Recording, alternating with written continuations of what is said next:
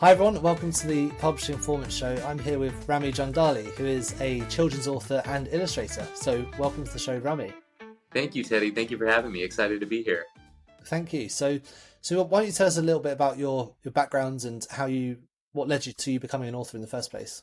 Sure, of course. I would say kind of at the bread and butter of it all is that I'm a storyteller. Ever since I was a little kid, 5, 6 years old, I've always loved to hear stories, listen to stories from family members, from friends, and then, of course, in turn, tell stories. And, eventually my friends got to know my stories as Rami stories, and Rami stories were basically vivid recounts of it could be just the simplest trip to the grocery store or something that really was exciting that happened, and I love to just paint the picture to make someone feel like they were there with me. So it all kind of started when I developed that interest and love of telling stories. And my mom actually was the first proponent of me to go into writing. And she said, you love to write, you write really well, you kind of write the way that you would tell a story. So why not trying to write stories for kids, maybe short stories? So in middle school, I would say it was my first real attempt at writing a fictional story about a fictional land that I just came up with using my imagination. And then I always loved to draw as well, so I would draw the illustrations. My mom's an artist, so coincidentally she would help me with bringing the color to life using watercolors or whatever medium she had at the time. And fast forward so many years later, even though I went into a few different industries, healthcare and communications, I always found myself back to writing. And I felt like writing was that one thing that was the common denominator of it all. So about 8 years ago, I decided, okay, let's do this. Before my wife and I had kids, I just thought it would be a good chance to just put myself out there, see if an idea could stick. So that's where An Almond All Alone came, and the inspiration for that was really quite simple. I love food. I love different kinds of foods, and I happened to have almonds that morning in a bowl of oatmeal, and I saw one of the almonds looked a little different than the rest. He was chipped off, and I figured, what if that almond had a voice? What if he was a character? What if that was a real life almond that was different than the rest? And what would he be like? Would he be accepted by the other almonds? Would he be made fun of?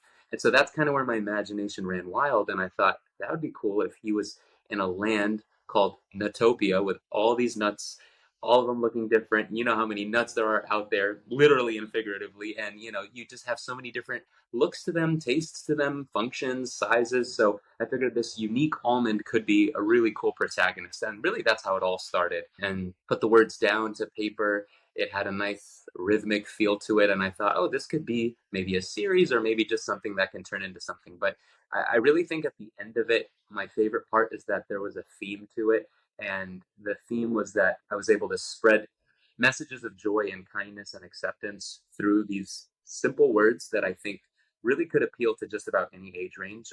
I used to say it's kind of like from 4 to 99. You have grandparents that I think would enjoy this just as much as kindergartners and first graders, because the message really resonates with all human beings, regardless of your walk of life and what it is that you do. So I felt like it was incumbent on me to start writing stories that spread good through these nutty characters, through these sweet tales that had fun things that happened along the way, and then you had some trials and tribulations, but at the end of it we could all relate to characters like the almond. So that's kind of Nice. where it all started. So I'm guessing you've got kids yourself.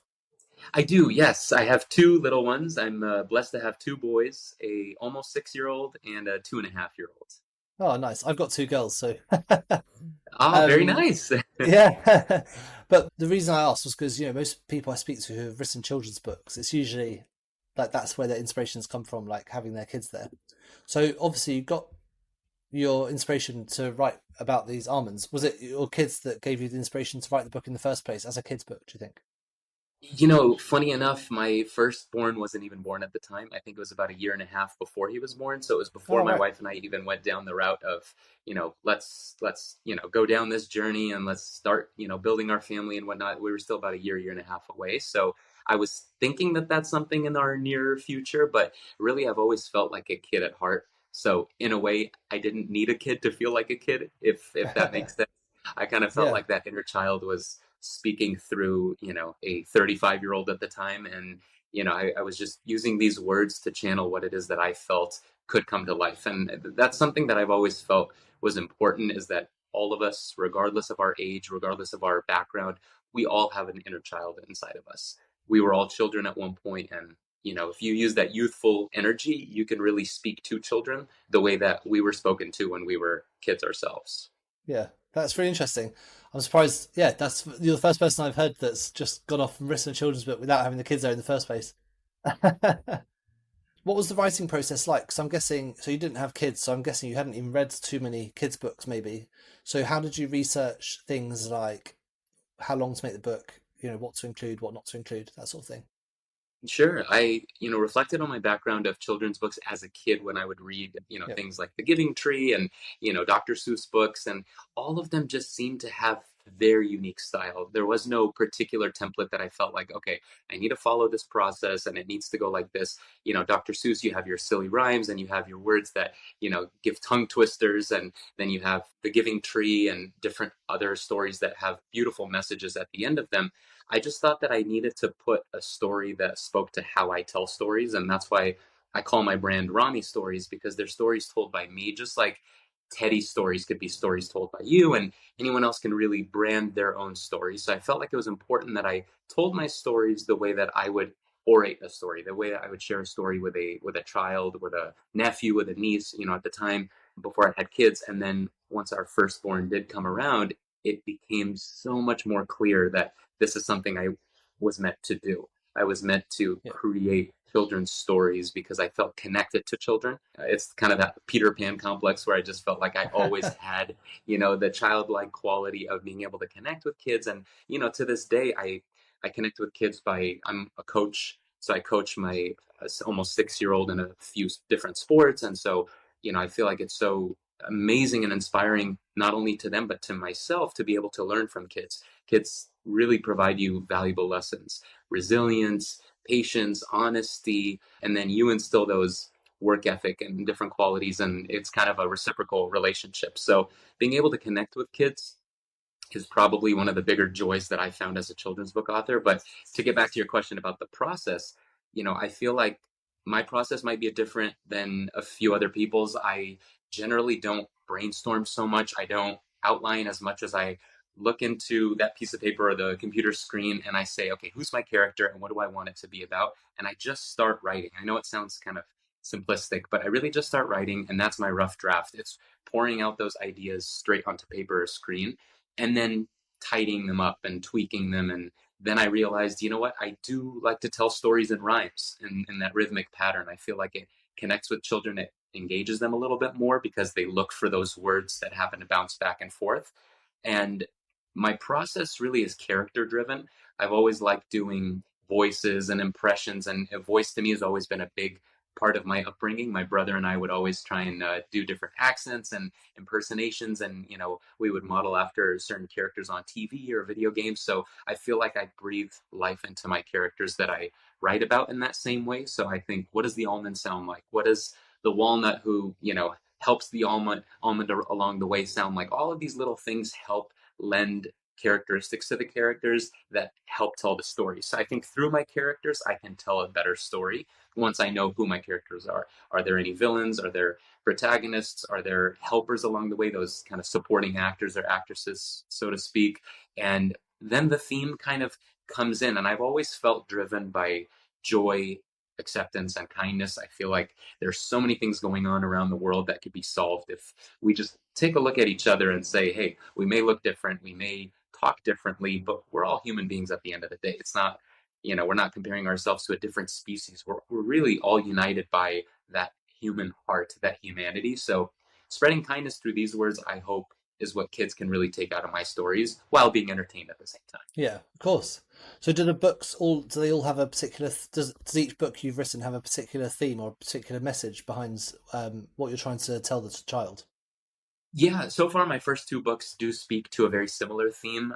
The overarching theme is spreading kindness. The difference between the two tales is that the first one is about accepting others for their differences. The almond is different. That's why he's all alone, as the title implies. And the second one, Blueberry Fairy, is actually about a protagonist, the blueberry, who's talented. She's got everything going for her. She's not like the almond. She's not broken. She's actually admired in so many ways, but she has something that others want. And so that's her challenge that she has to deal with. It's even though she's good, even though she does things in the name of kindness, there are always going to be others out there, naysayers, people that want what you have.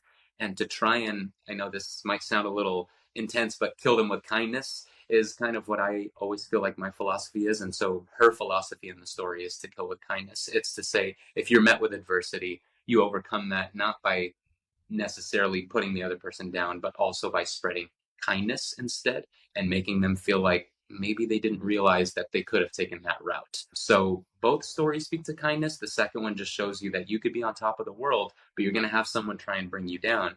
But if you go down to that level, then it takes away from really the core of who you were in the first place. So you want to always rise up to that adversity by still staying true to yourself. Yeah. Okay, interesting.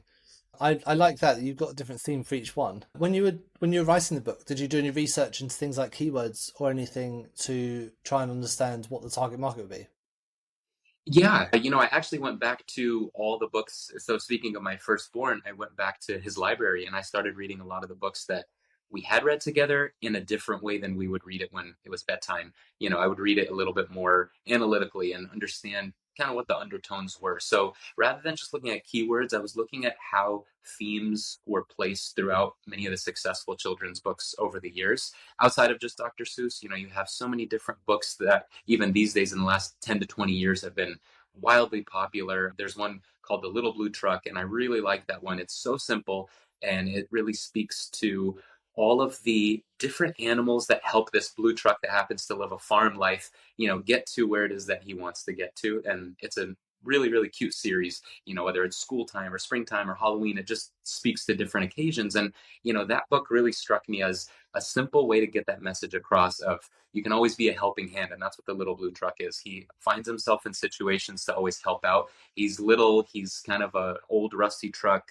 You don't really see much when you see him on the outside, but deep down inside, the reason why all the animals, the farm animals, gravitate towards him is because of who he is on the inside. And that's really the key word, so to speak, is how to find that theme of showing that what's on the inside matters most. And that's what Blueberry Fairy really embodies. It's doesn't matter what you look like, doesn't matter what your front cover of the book looks like, it's the substance that's behind it that really matters. Nice. That is a lovely little tale. Now, when you were writing the book, did you have a plan to decide how many pages you're going to have and how the illustrations going to work before you started? Because I know a lot of people may be they haven't written a book before, a children's book, and they want to know what are the best lengths for it. Yeah, absolutely. I think the length was one thing I definitely needed to research because I feel like sometimes my stories can really go on and on. I could write 50 pages for a children's book and maybe it only needs 20 or 25. So I found that there was that sweet spot of 20 to 30. Some people might say 24 to 32, but really in that like mid to high 20s. And so an Almond All Alone was about 28 pages and Blueberry Fairy is 24 pages, so within a few pages of each other. And what I would do is my first draft would usually, generally, as most drafts do, go longer. So it would be in the 30s or the 40s. I'd cut them down. I'd find ways to maybe combine two pages together so that they didn't need that much to talk about maybe the same scene or the same situation that was going on. So, yeah, I think researching children's books and their length and also knowing the audience. I think that was a big part of my research process is knowing, am I writing for 2 year olds or am I writing for six plus? And when I realized I'm writing to a big age range, I really would say I write for 3 to 10. And I know that's a huge range at that developmental stage. Yeah. But when I say 3 to 10, it's because 3 to 5, they can connect with the colors of the illustrations and with the rhymes. And then the 6 to 10 can connect to the characters and the themes behind it all. So I do think it's important to understand who your audience is as a first time writer or even a multi-time writer, someone to just know, like, am I speaking to adults here? Am I speaking to really, really little kids with those board books that, have more ABC quality writing, or are we talking about something? Because the words in my book sometimes puzzle a 5 year old or a 6 year old. So my almost 6 year old will stop me and be like, Dad, what does that word mean? Or what does this word mean? And that's kind of the point of these books too. It's to stimulate side conversations so that they're like, oh, what is that? It's a synonym of this word that which means nice or which means kind. And even with my 2.5 year old, I find as he's developing language, he's pointing at certain pages or certain words which are stimulating his interest. So I think finding the right audience for your books is key, and then finding that sweet spot of the number of pages. So for me, it's in that mid 20s of pages, and I keep it to about 4 lines a page. So it has like a nice rhythmic cadence, 4 lines. You could probably finish each page in about 15 to 20 seconds type of style. Yeah, nice. Now, inside your book, you've got lots of illustrations, of course, because it's a children's book. But did you do the illustrations yourself? I did, yes. An Almond All Alone. I did all the illustrations, and then my mom, who I referenced to earlier, being a watercolor painter, she helped bring the color of an Almond All Alone to life. So I'm more of a drawer, a sketcher. I like drawing the characters, the outlines of things. And then when I started to color, I thought, okay, wait a second, let me see if I can quote unquote hire my mom, who would be able to infuse some color. So she helped me with an Almond All Alone on the color side. For Blueberry Fairy, I took it upon myself to do the whole thing start to finish myself. I started to train on how to do digital art because most of the art I've always done was, but I had gotten an iPad recently, and I said, okay, let's download one of those, create software, digital art software. And I started using one of them, and I really self-learned, and it was really a magical process because you could do so much digitally that you can't really do artistically on paper. Just the way that you get the color gradients and the way that you can bring certain pops of color to life. So yeah, I'm proud to say that Blueberry Fairy was me start to finish. So how did you plan those pictures? Because the pictures you've got are really nice. So Oh, was thank you. there did you have a plan beforehand to what image would go on each page? Yes, absolutely. So once I finish writing, the way I usually do it is that once I feel comfortable with a draft, I then go back page by page and I draw up a scene in my mind. And I say, my imagination is very colorful. So I look at it in terms of what comes to mind when I first read those few lines or those few words. And really, whatever comes to mind, I'll jot that down next to the page. And I'll say, okay, this one's got to have bright colors. This one's got to be at night. This one's got to be a little foreboding and dark because we're talking about the raisin who in this story is, the bad guy, so to speak. He's the one that's trying to take what the blueberry fairy has. So his colors are not going to be as vibrant and rich. They're going to be a little bit gloomier. And once things turn around, the color scheme changes to reflect that joy that's, emanating as a result of him coming around to what he ends up coming around to. So the colors in my mind match the mood of the pages and who the characters are, and then the scenes match where along the story they are. So I try and follow the plot and say, okay, here's where the tension's building. I need a lot of focus on the characters rather than the scene. But in the beginning, I focus more on scene work because you're looking at kind of the overview of where this fantastical land is. And at the very end, I kind of come in like a bell curve. The trajectory goes back to an environmental background rather than the character based background because the words will speak for themselves at that point. But really, it's just going page by page and saying, what mood do I want to reflect on each scene? Yeah, right, okay. So because I've written when I wrote my children's book, I basically did it in a kind of I made a PowerPoint for what was actually going to be on each page and kind of just wrote down what the images would be before I started drawing, and it kind of helped me to map out the story and where the words would go and things like Very that. nice. Yeah. No, that makes sense too, because you're looking at it kind of scene to scene or page to page. Yeah, exactly. Yeah, because I wanted my pictures to kind of overflow the text a little bit because I had a giraffe in it, and so his neck would go across multiple pages. Love it. And then Yeah, one other thing stylistically that I consider just to maybe give another option to authors is some authors or illustrators like to leave a lot of white space on their paper. And I feel like you can go really right with that depending on what you're trying to achieve. Are you trying to achieve more of the pop of the words or the pop of the color on the in the scenes? And I went with the whole full color page and then the words are kind of embedded within, but I've seen Julia Donaldson is an author that I really like, and she's done The Gruffalo and Room on the Broom and Snail and the Whale and lots of other cool books. And she tends to leave some white space because she has like a focal point on whatever the scene is or the tension is of that particular part of the story. And then the words are somewhat above it or below it. So I think anyone's style can work when it comes to children's books. That's kind of the beauty of children's books. You yeah, pick your style. And if you don't want to stick with it, that's cool too. But I feel like once you have a style, you'll be known for your style. yeah, definitely. Now you've obviously made some sales with your book, and you've had a sort of some level of success with it. So what marketing did you do in order to get your book out there? And also, did you have any particular processes you followed for the book launches to get them? successful on wherever you were selling them? For sure. I think it starts from within, and that's your launch team, I like to call it. My launch team is super tiny. It's an intimate group of family members that I feel like either are somewhat active on social media or have some decent networks, and each one of them has their own respective network of friends. It could be coworkers or colleagues depending on their line of work. It could just be friends that know people that might have kids or work for schools, etc. So I feel like starting with your intimate team, so to speak, of for me it's 5 to 10 people, others might be a lot larger than that, is a really cool starting point because that gives you the chance to propel the word from people that you trust. You're not just going to social media influencers and writing up this whole proposal on will you please talk about my book to your followers when they don't know who you are. And I think a big part of the writing process is who the author is. When you connect as an author, it goes beyond just the words. You're a real person. I read these Dr. Seuss books, but I don't know who Dr. Seuss is. I've seen his picture a few times, but if Dr. Seuss was here today, I would love to pick his brain about this and that. And I feel like that's the beauty of the world that we live in today. It's that you can make those bookstore visits and school visits. And to me, social media is a great starting point, but it's certainly not the end all. It's not as effective for me, in my experience, as the in person marketing.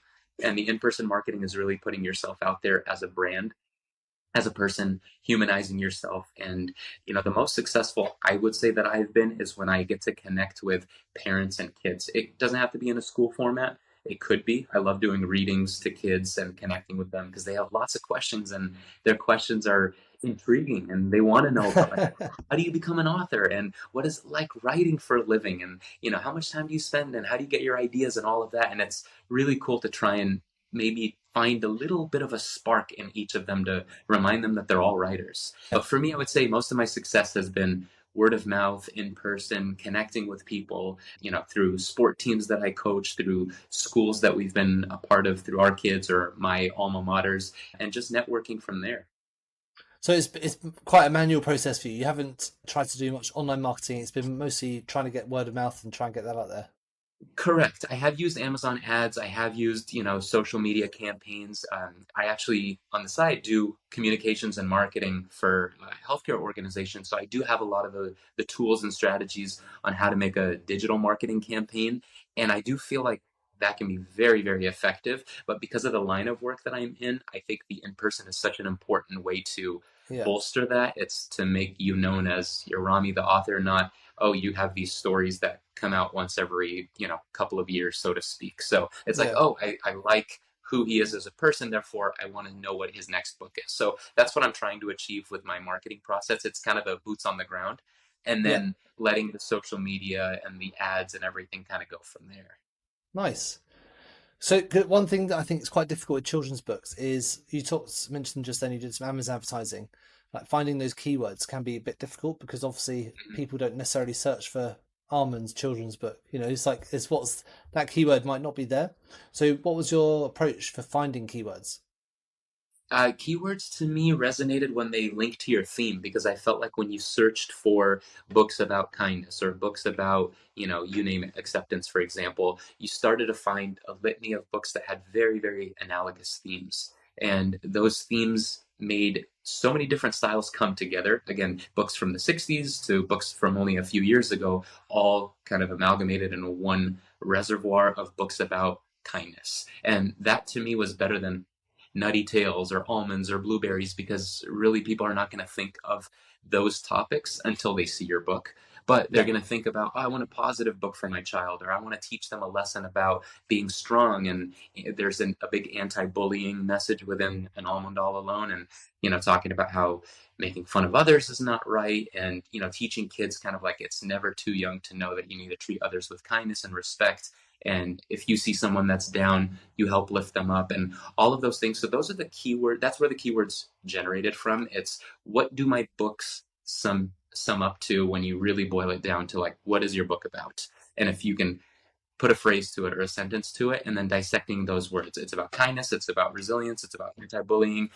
It's about spreading those messages because, like you said, books can be just about anything. They could be about yeah, Gruffalos, and how would you know to search for a Gruffalo if you didn't know what a Gruffalo was? yeah. This can be a good opportunity to use a tool like publishing performance, like because that's where you can get those keywords and it can run those experiments in real time. And I think it might be worth you checking it out because I think it could work really nicely for your books. Definitely. Um, yeah. So what's your plans for future? Have you got any new books coming out that you're working on? Yes, I do. Spoiler alert, I'm in the middle of the second installment of Blueberry Fairy. So, Blueberry Fairy, I felt like there was enough to that story to turn it into a series. So, I'm hoping that it can turn into a three-part series. Right now, I'm fixated on part two, trying to get that story fully fleshed out and developed. But I'm in the middle of that. Hopefully, in a few months, that's my goal. Being a dad of two, being a husband and, full-time worker, time does get a little bit tight. So it's sometimes you say it's going to take a month and it takes 4 months. But the hope is that, if not by the end of this year, 2024, early next year, that I would be releasing the second installment. Great. Well, really forward to seeing it. I love the first two Thank you. books, so looking Oh, forward to thank you seeing very these new much. ones. Yeah. Now, if people want to get in contact with you, where's the best place to do that? Is it social media or? Yeah, social media or my website. My website is ramistories.com, and that's Rami stories.com. And then social media, it's the same. Rami Stories is my handle. I'm most active on Instagram. And also on Amazon, I have an author page, Author Central. You can search for my full name, Rami Jandali, and you can search for my books as well. So either one of those ways works. Great. Brilliant. Well, thanks so much for coming on. Just Oh, last thank question, you. just before we go, is what's the book you recommend that everyone should be reading? You know, I've always loved The Alchemist by Paulo Coelho. I feel like it's one of those books that when I first read it, I was in my mid-teens, and to this day, I'll want to pick it up and read it. Talk about themes. It's one of the themes that's really resonated strongest with me. So to all the listeners out there, whether you've read it or never read it before, please pick up The Alchemist by Paulo Coelho. Great. Well, thank you very much for that recommendation. It's been great chatting to you. I'm really looking forward to seeing what happens to our next few books. Thanks, And Teddy. I there's been appreciate it. some great tips there on how people can get started writing their own children's book. Looking forward to seeing a new book come out. So thanks for coming on. We'll speak soon. I appreciate you having me, Teddy. Thank you. Thank you so much for tuning into the Publishing Performance podcast. I really hope you found today's episode inspiring. I love chatting to authors, writers, and people in the publishing world. Now, just before we wrap up, let me tell you about Publishing Performance, the #1 platform for authors who want to increase Amazon book sales, but are not really sure where to start. Now, this show is all about helping you to sell more books. And if you're looking to boost your publishing game and to maximize your book's potential on Amazon, then Publishing Performance is designed to help authors just like you to grow your readership and to reach a much wider audience.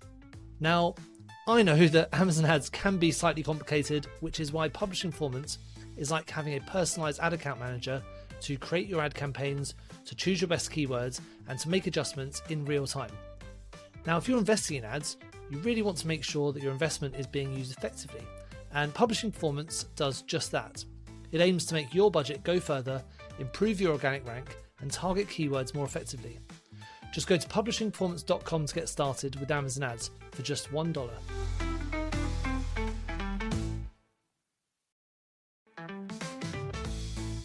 Thank you so much for tuning into the Publishing Performance podcast. I really hope you found today's episode inspiring. I love chatting to authors, writers, and people in the publishing world. Now, just before we wrap up, let me tell you about Publishing Performance, the #1 platform for authors who want to increase Amazon book sales, but are not really sure where to start. Now, this show is all about helping you to sell more books. And if you're looking to boost your publishing game and to maximize your book's potential on Amazon, then Publishing Performance is designed to help authors just like you to grow your readership and to reach a much wider audience. Now, I know that Amazon ads can be slightly complicated, which is why Publishing Performance is like having a personalized ad account manager to create your ad campaigns, to choose your best keywords, and to make adjustments in real time. Now, if you're investing in ads, you really want to make sure that your investment is being used effectively, and Publishing Performance does just that. It aims to make your budget go further, improve your organic rank, and target keywords more effectively. Just go to publishingperformance.com to get started with Amazon ads for just $1.